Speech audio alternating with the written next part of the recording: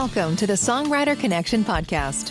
Our show originates in Nashville, Tennessee, Music City, USA. We connect you to the songwriters and the stories behind your favorite songs. Join us as we take a look at the craft of songwriting through the eyes of the songwriter. Now, here's your host, Dave Lenahan. Hi, thanks for joining us on the podcast. Dave Lenahan, live in Nashville. You know the story by now, surrounded by songwriters, right? And we're bringing you those great stories. Each one has a great story, and tonight is no exception. Thank you for joining us on the show.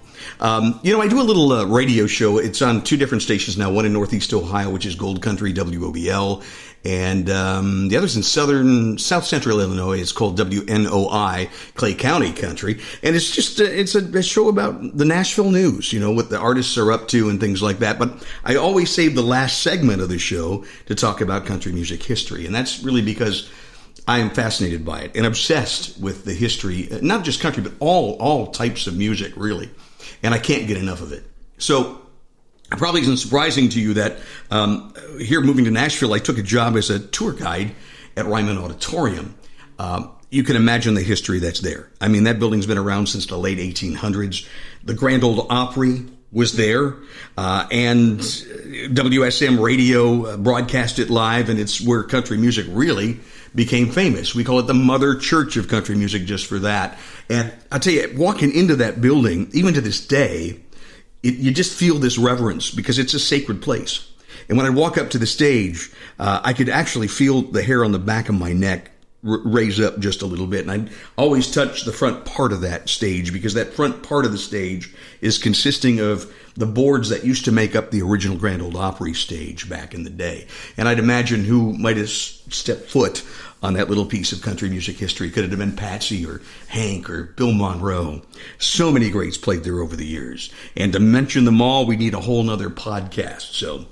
And I say this for this reason, because today's show, not only do we have a great artist and performer here, but someone who lived that history and from a very young age and is probably a walking, talking country music encyclopedia. So this is episode 12 of season 1. And again, thank you for joining us. Our guest, his dad was an Opry drummer and went on to be on the Hee Haw show for many years. And so our guest grew up around this. He grew up Opry, so to speak. And even at his at a very young age, he got a first cut from a major country music artist. And he's going to tell us that story. So, he grew up around the studios at WSM and Castle Recording and Cinderella Sound, which is the oldest independent studio here in Nashville. His name is Trey Ackerman. And we know him in Nashville as an artist, a great singer, songwriter, a multi-instrumentalist, plays about everything, a producer, a publisher, and a host. See, he hosts the Monday night writers' rounds at the world-famous Donaldson Pub, not too far from where I live, and a lot of great talent always there. And he also hosts once a month at a place called Soulshine Waverly, which is a venue at Hurricane Mills. That Hurricane Mills. Yeah, the venue is owned by Loretta's granddaughter rather, and so Trey is there occasionally and puts a show together there. So we're real excited and happy to have Trey Ackerman as our guest. Trey, thanks for taking the time to be on our show. Good to see you, brother. Thank you. Looking well? Doing well? Yeah, doing good. Surviving this thing. Yeah. Got my shots. I feel good. Yeah, I got one of them. Next one next week. So, right on. Yeah. I'm looking forward to getting out more and seeing more music, you know? Yeah. Absolutely. I wanted to ask you, because I've seen you at the pub pick up bass, even play the drums. Right. Doesn't seem to be an instrument you can't play. What was your first instrument? It was, first instrument was a chord organ and a little piano. A little piano? Yeah. So mother played piano, and so as a small child, that's who I spent my time with. So that's what I was learning first was piano, and she was teaching me some Beethoven and Chopin, just the easy stuff, Yeah, the easy stuff, right? And then Dad was a drummer, but I was way too small for that. My grandmother was a guitar player, and my hands were too small for a guitar. Mm-hmm. So I think I was, how old are you in first grade? Like 5, maybe 5 or 6, something like that. Mm-hmm. And then as I got a little bit older, my hands got a little bit bigger. They gave me a little tenor guitar, a little 4-string guitar, and a tenor banjo, a little 4-string banjo that I could get my hands around and start learning to play those instruments. And then my sister took violin lessons.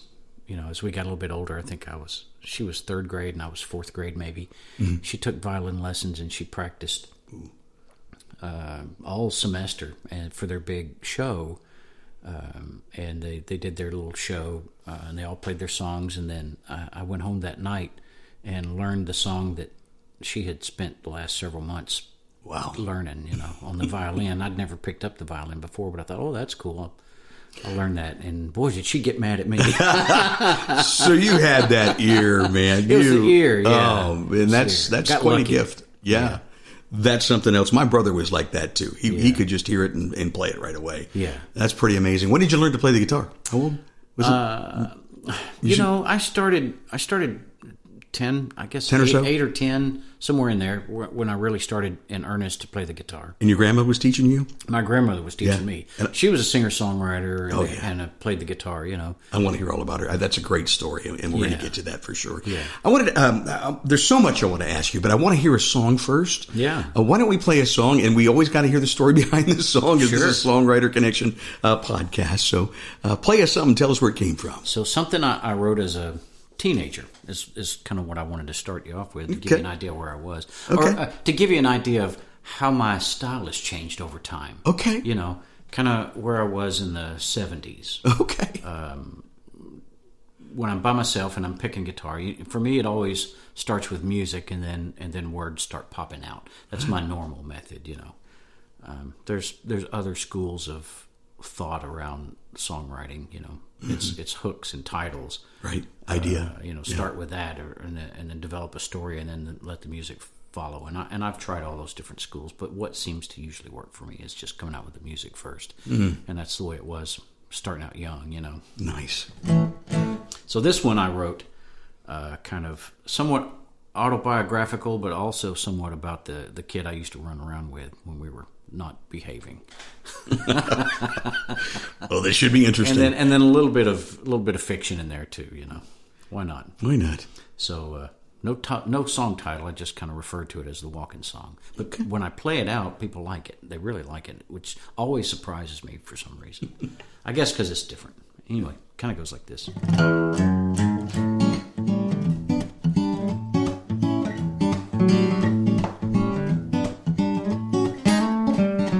Walked down the store and I ran into the door and I wondered to myself just what it was I'd come in there for. I thought that he was cool by skipping out of school, but what I didn't know, he said he was a fool and he needed to clear up his mind. But he told me he needed more time, a sweet time. Well, dreaming and appetizing wasn't so surprising, 'cause he stayed a-flying as high as a kite. And the munchies always hit him right before a quitting it in the dead of the night. He liked to sip on Boone's Farm wine. He said 'cause it tasted just fine, real fine. Well, then there came a day that he went away. They sent him away, oh far, far away, to clean up his act. And every now and then he comes around and tells me all about his ups and downs, and how he knows where he's at.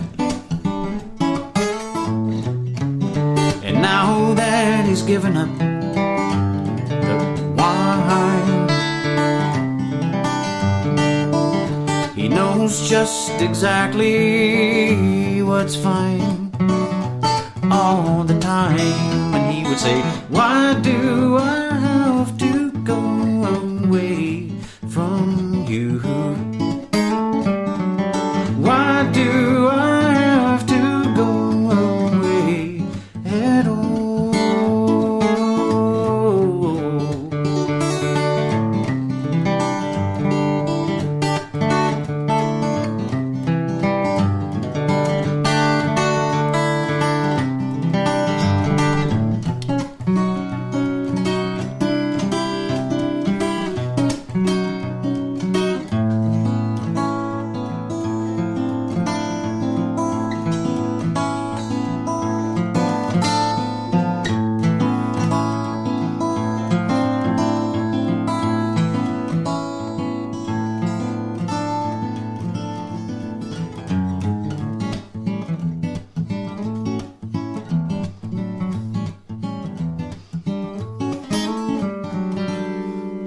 fade out from there, you know.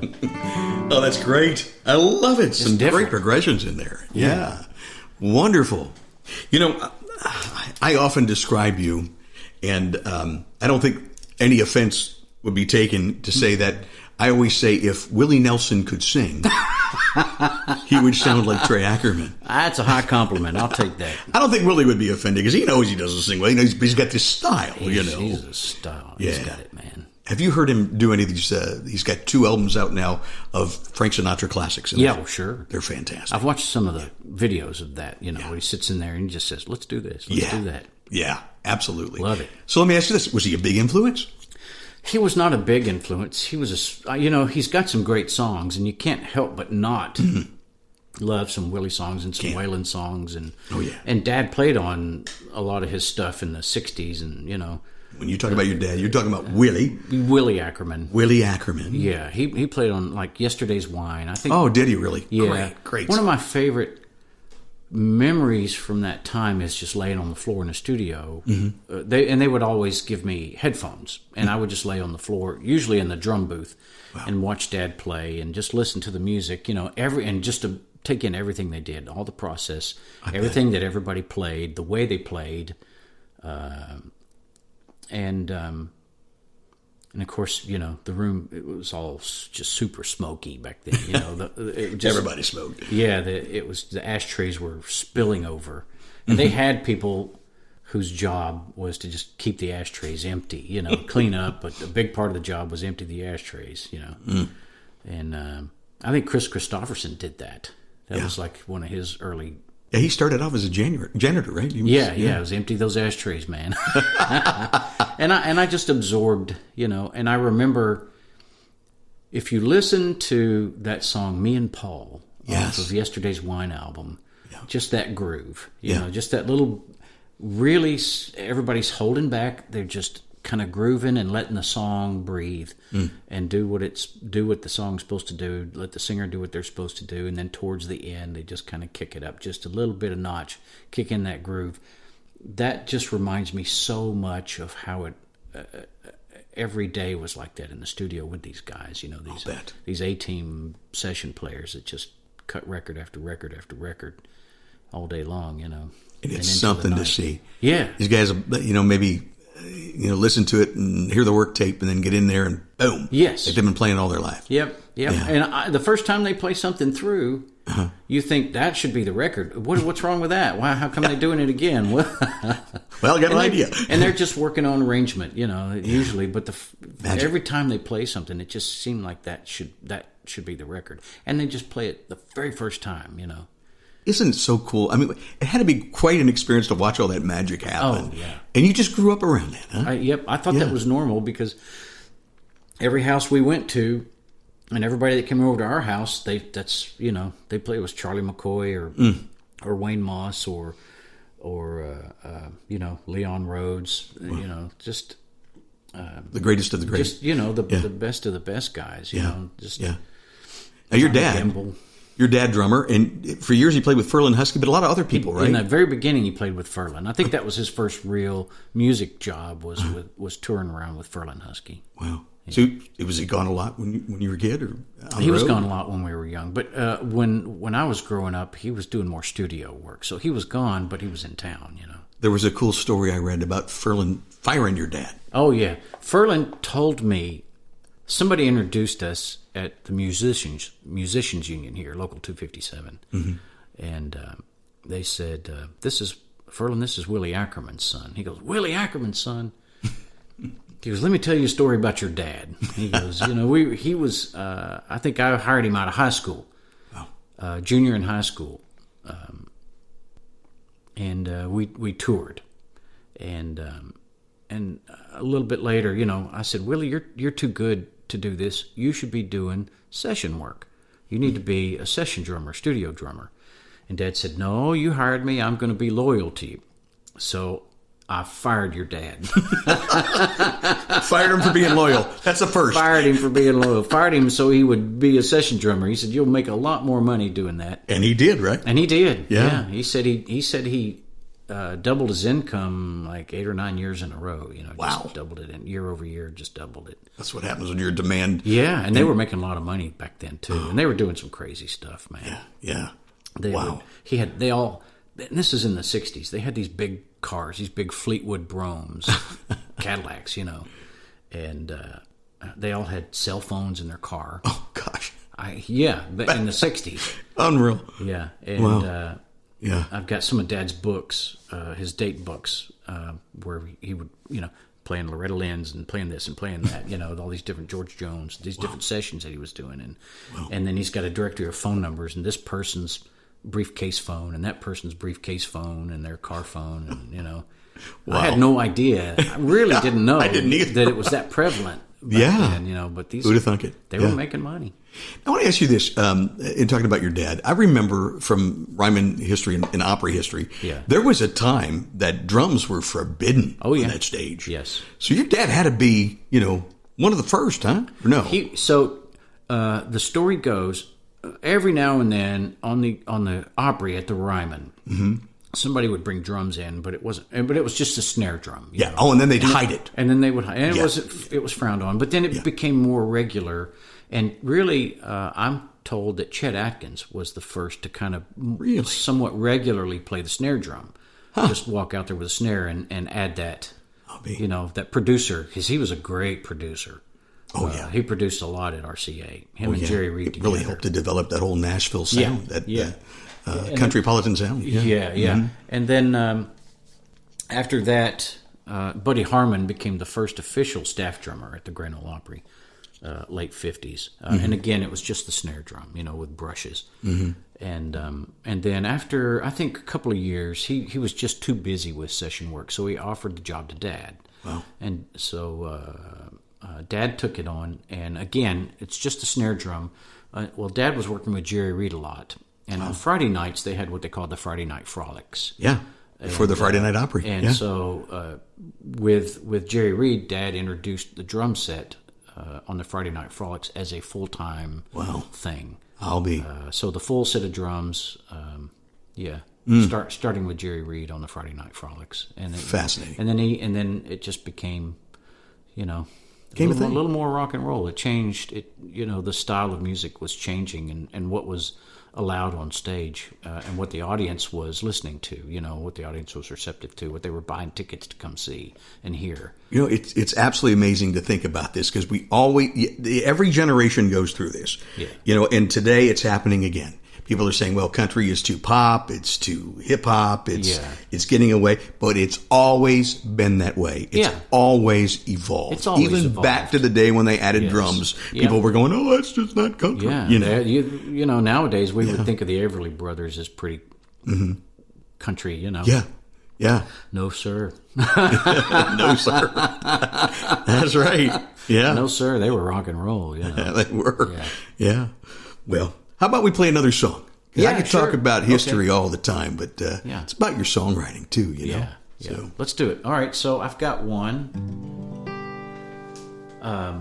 This is one I wrote more recently for my wife. I was traveling a lot. I think my record was 18 cities in 2 weeks. Wow. Yeah, doing something in 18 different, and that's from Sacramento to Boston. That was, cross country. So I wrote this kind of an apology song to her called Lonely on the Road, just to let her know that it wasn't all fun and games for me, and to acknowledge that I was leaving her in the lurch a little bit too,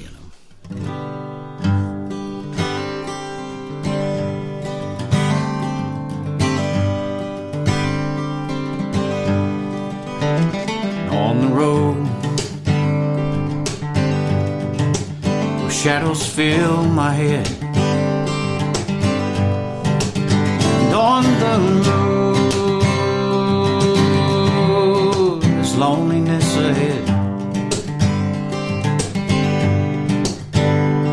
and I've been so many places that it's hard to see the faces of the ones I love. Help me load above on the road.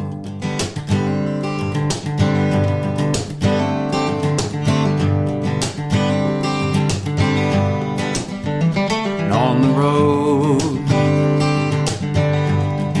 I feel the space and time. And on the road, way heavy on the mind. I've got to make my next arrival. I'm gonna fight for our survival until I get back home. But when will I be home from the road?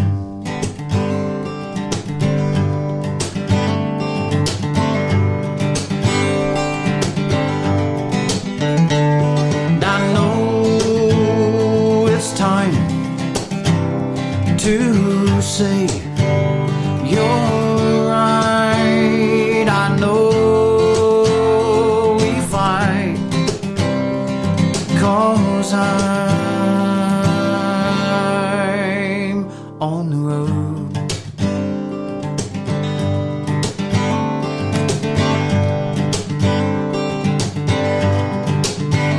And on the road where the miles are never free. And on the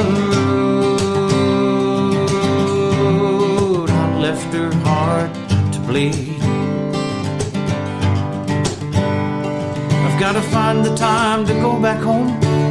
I left her crying all alone with angry words for company on the road.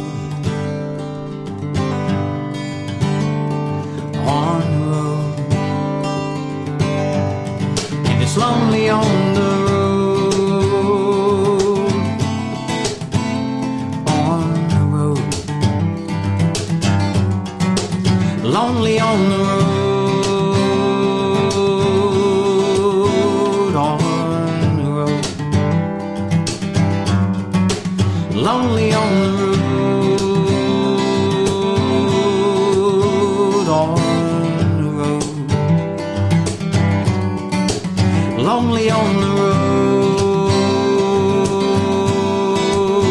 On the road.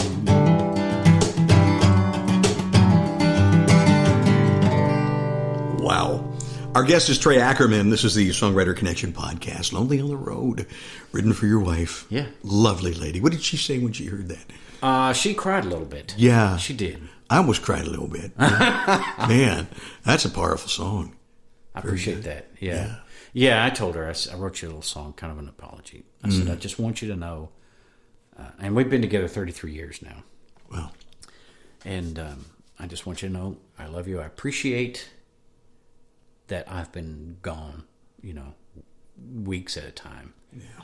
And it's tough. Yeah. It's tough. The secret, Imagine. though, to surviving that is you talk every day.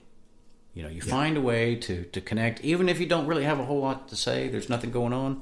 I agree. You connect, and that way it doesn't leave the mind to invent, what could have happened or what might have happened or coulda, shoulda, woulda, Absolutely. Just eliminate that, pick up the phone. I'm just sitting here trying to wrap my head around 33 years you've been together when she looks like she's like maybe 38. I know. She's beautiful. She's a doll. She's got good genes, man. Yes, she does. Absolutely. She tells people she was a child bride.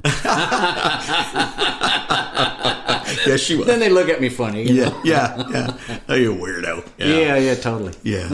So many of our guests, we talk about their backgrounds and they tell me they're from musical families or they got started in church or whatever, and it's great. But I mean, I read about your backstory, and your grandmother was a big influence and really was a star in her own right, huh? She was. She's got an interesting backstory. She has an interesting backstory. She was a piece of work, man. Yeah? Yeah, when she walked into a room, she owned the room. Oh. Yeah. Yeah. There wasn't any, my mother used to say, every time you open up the refrigerator and that light hits you, you break out into a song. That's funny. Yeah, man. Yeah. Your grandmother, what was her name? So she went by a few different names. This is She your reinvented maternal- herself a few times, but I think she was most popularly known as Patty White. Patty White. Yeah, Patty White. Tell us her story a little bit. Texas? She's from Central Texas, Fort Worth. Fort Worth. Yeah. Does it ever cross your mind? Yeah, a little south of Fort Worth, a little bitty town called Evant, Texas. Evant, Texas. Yes, that's a small town. And the family moved there just post Civil War. I think they migrated to Texas, so I've got the whole family history, man. I got into it. I really got into it, and but yeah. So she was that. Her family, her uncles, and they all played something. Wow. So whenever there was a barn dance or some sort of get together in the early 1900s. It was her uncles and cousins. They were the entertainment. Wow. They were the guitar and the fiddle and the singing and all that. And so she grew up around that herself. And this is my mother's side of the family. Right. And she just, did really well, big fish in a small pond. Yeah. Kind of a thing, and decided she's going to take it to Nashville. And I thought I read somewhere that when she was doing this before they ever first recorded country music, right? So this is back before A.P. Carter. This is in country western. Country western. Yeah, this was western. Yeah. Definitely country western. So she's this big fish in a small pond, decides to take it to Nashville. Yeah. What happened from there? Well, so my mother is in high school. She's high school age. Dad's high school age. Okay. My grandmother is singing. She lives across the street from Gene Pruitt and Jack Pruitt. Jeannie and Jack. Yeah, Gene Pruitt had Satin Sheets. That's yeah. exactly right. And Jack Pruitt was the guitar player for out in the West Texas town of El Paso. Marty. Yeah, Marty. That's Marty Marty Robbins. Wow. And Dad played drums with Marty Robbins on some of his records. I think he played on that song, actually. Did he really? Yeah. Wow. And see them tumbling down. Yeah, I think. Yeah, I'm trying to remember. It was one of those, both of them, or one of the other of them. I can't remember exactly, but anyway, they lived across the street, and Nashville's a small town. Yeah, they ended up introducing Mom and Dad. Jack and Gene Pruitt introduced Mom and Dad, and then they ended up getting married. Wow. And here I am. I saw her on the Grand Ole Opry, and I told her that story, and I said, so here I am, just like that, and held my hands out. And she had the biggest look of pride, a little bit confusion, and then it dawned on her, I remember doing this, and just a little sense of pride I could see. I remember meeting Gene Pruitt at my first trip to Nashville. I was a young DJ at the time, and they sent me to town, and just all these people I'm surrounded by. But I remember meeting her at one of the first ones, and talking to her, and what a pleasure it was to talk to her. Just great personality. Really? Yeah. Yep. Wonderful person. So my grandmother was married to a promoter. Okay. And he worked with he was a promoter with the circuses, Barnum and Bailey Circus. Oh, wow. And other ones, so they were these advanced guys that go out and put up all the posters, the billboards, on the walls and stuff. And again, we're in the 50s and 60s. This is that era. Right. And he was also the promoter for Bill Monroe. And my grandmother would tour around with Bill Monroe, and she was his opening act. Wow. Yeah. That's great. Yeah. Wow. And she'd play. She toured with him. She'd do Carnegie Hall up in New York. She played a lot of great places. Wow. And cut some records, and then they ended up getting divorced. And she was like, she had money from other sources because she was just she was into buying and selling, and she was just a. She got to get it done. Yeah, she was a go-getter. She was a go-getter. Now, did she start a publishing company? She had a publishing company. She had Mesquite Wood Publishing Company that was based out of Texas. And she was very entrepreneurial. Oh, that's great. She owned a couple of restaurants. Woman ahead of her time, huh? Restaurants. She owned a water department. Wow. Yeah, in a small town in South Texas. Amazing. And a couple of RV parks, Wow. She was an entrepreneur. Indeed. Yeah. Wow. And then, she just, she wasn't satisfied with just doing music. She had to be doing all these other things at the same time, And she taught you guitar? She taught me the guitar. Yeah. The things about playing the bass note.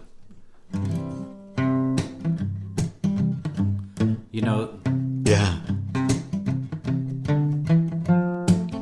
You know, that just Absolutely. kind of that using those bass notes and playing your C, G, Fs and E's and D's and A's, you know, just your basic chords. But I mean, how many songs can you make out of 3 chords? A million, you know. Well, they say, 3 chords in the truth's all you need, right? Yeah.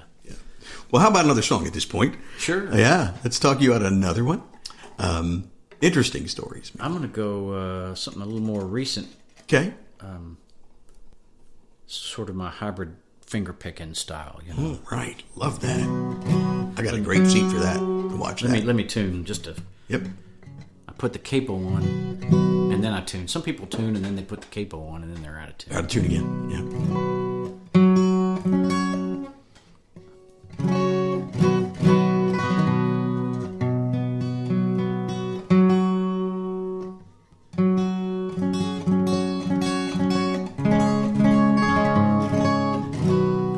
Yeah. This one I wrote with a guy you know, Greg Matthews. Oh, yeah. Love Greg. And this one started out as music for me. And then as I play through it, words start popping out and ideas and moods, you know, and then a story starts popping out. And then Greg and I got together, and I pulled this one out of my repertoire or my library of bits and pieces, you know. And he just really dug it. And we finished this song, in maybe an hour. Didn't take us long. We finished it. Well, when you're cooking, it happens sometimes. Yeah. And it's called Along for the Ride. Oh, I love this song. Yeah. Yes.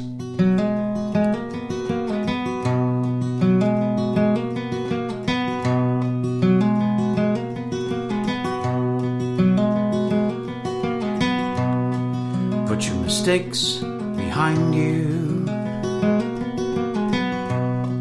Let the blue sky remind you, and the white lines on the highway lead you to a better day. From where you've been to where you're going, love will lead the way. Things went to hell in Colorado. It's not the path you thought you'd follow. Well, you were busy making plans.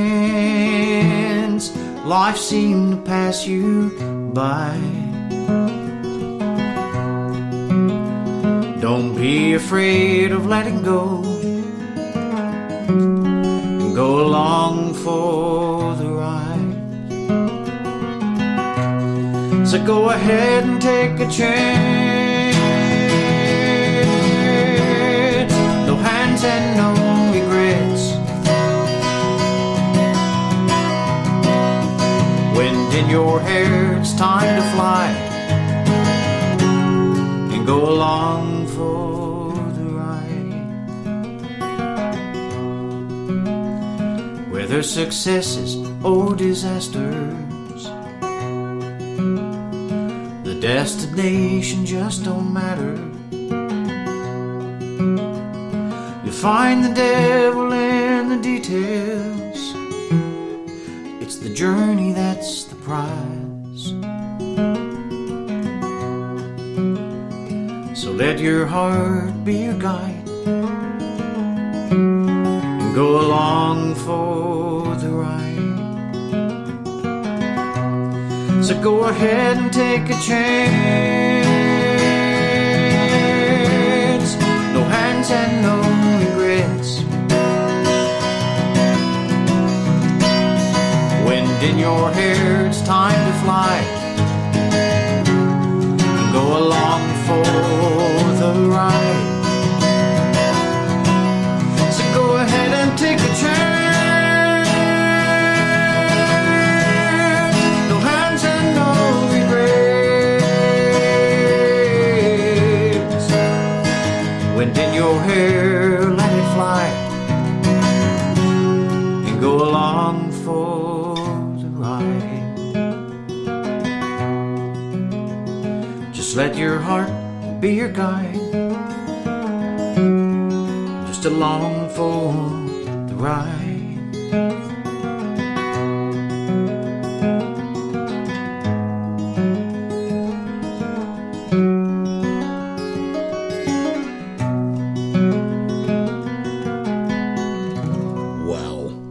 one of my favorites from Trey Ackerman, our guest on the Songwriter Connection podcast. Thank you for joining us.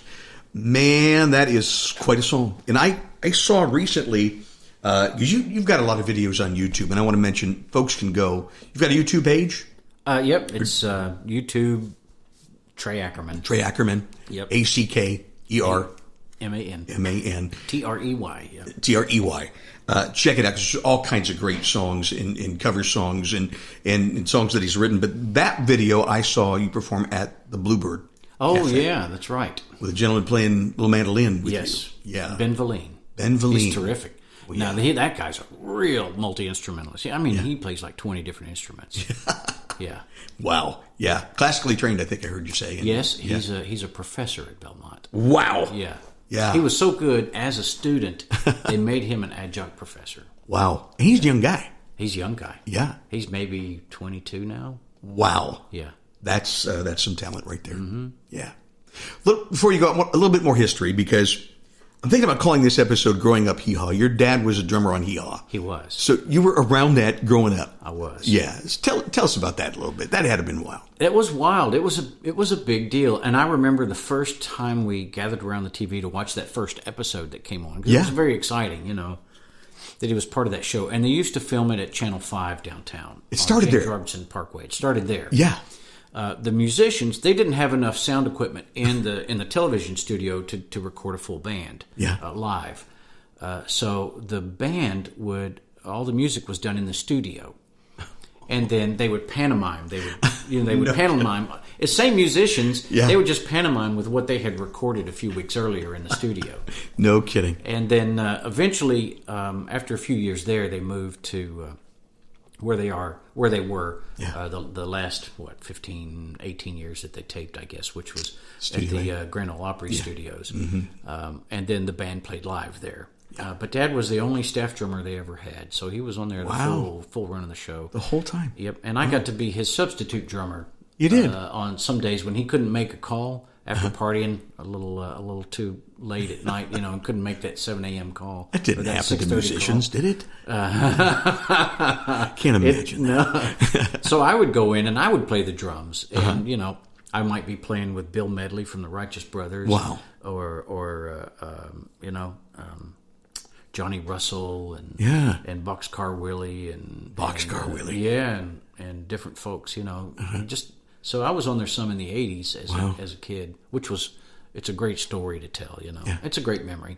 Was there a story that I read about how you got a gig one time as a drummer on the road? Yeah. Did it come out of that era that time? It did. I actually, my parents had been divorced for a while. Mother was living in South Texas and Dad was still in Nashville. So I was going back and forth. Summers in Nashville. And I had come up and Dad was doing it was a Ralph Emery morning show. Yeah. And I accompanied him to that. It's early, you got to get up at like 4:00 in the morning to get to that show. Yeah. And perform. Morning radio. Yeah. And there was a guy singing on the show that morning. He came up. Everybody knew Dad, Everybody knew Dad. Mm-hmm. Came up, Willie, I need a drummer, man. You know anybody? And Dad just, my son's a drummer. And so I that was the first day I had been back in Nashville. And, how old are you? I'm me. How old am I now? Then. How old was I then? Oh, I would have been about 22. 22, okay. Yeah, 22 maybe. So I was college in Texas. Okay. 21, 22, college in Texas.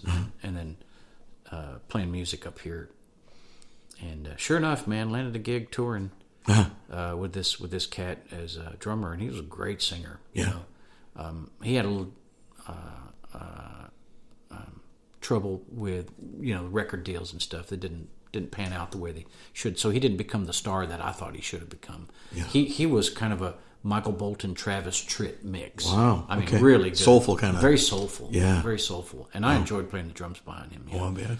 Yep. We had a tight 3-piece that we just went all over the place, man. All over the place.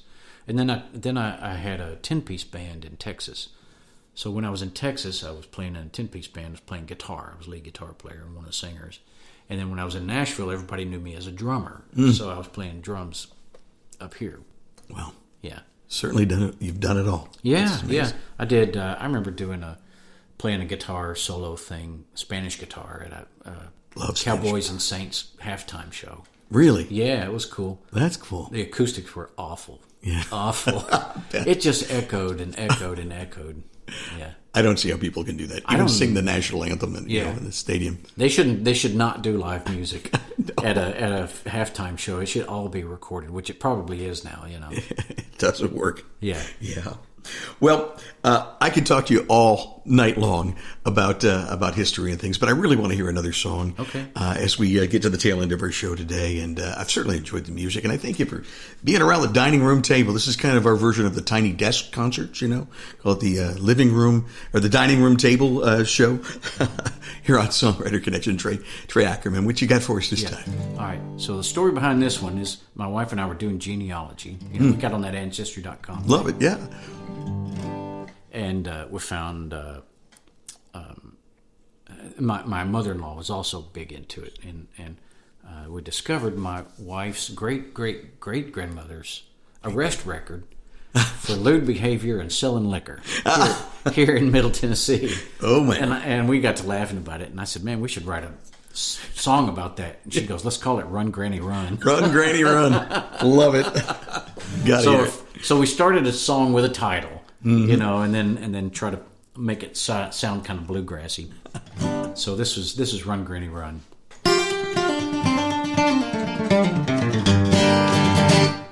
Run, Granny, run. Run, Granny, run. Granny made her liquor in the hills of Tennessee. No one could get enough of her family recipe, and the town would bring her sugar just to help us all get by. But those revenuers knew that Granny wasn't making pie, so the law made a plan to take old Granny down. They throw her in the wagon and then haul it back to town. But after years of trying just to bring old Granny in, well, they never brought her running to an end. No. Run, Granny, run. Selling all that liquor before the morning comes. She knew it wasn't legal, but she didn't give a damn. And cooking in the kitchen never was her daddy's plan. With corn and maple sugar both in her recipes, her secrets passed down through the family. Oh, yeah.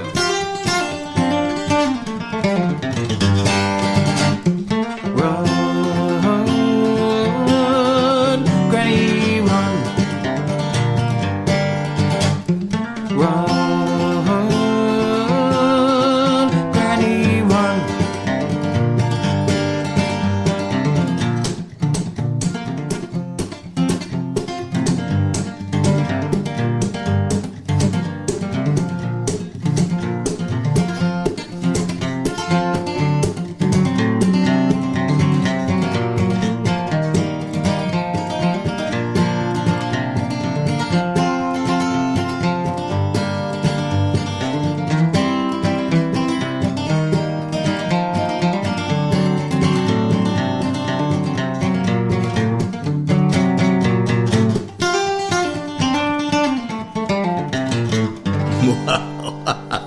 That's fantastic, man. Some licks in that song. Yeah. And all the bass notes that your grandma taught you. Oh, all the bass notes. Fantastic. Totally enjoyed it. Thank you, brother. Totally enjoyed you on the show today. Thank you for all the great stories and stories behind the songs. Oh, yeah. Pleasure having you. I want to tell you, if you are visiting Nashville from out of town, and you're in town on a Monday night, you got to check out Donaldson Pub and the great talent that Trey has there. And I'm sure you'll see him get up and do a song or two. Right on. Always do, don't you? Oh, yeah. Oh, absolutely. Don't miss it. And, of course, if you are here in Nashville and you haven't been there before, shame on you. You got to get there. Yeah. Trey, thanks for being on the show. Good to have you here. Thank you. Join us again next time. We're releasing every week now on Tuesday mornings. Thank you for listening to the Songwriter Connection podcast. Find us on social media at Songwriter Connection. Also, listen to Dave Linehan's Nashville Connection radio show. It streams live every Friday morning on WOBL and WNOI. Look for us on Facebook and YouTube. See you next time on Songwriter Connection.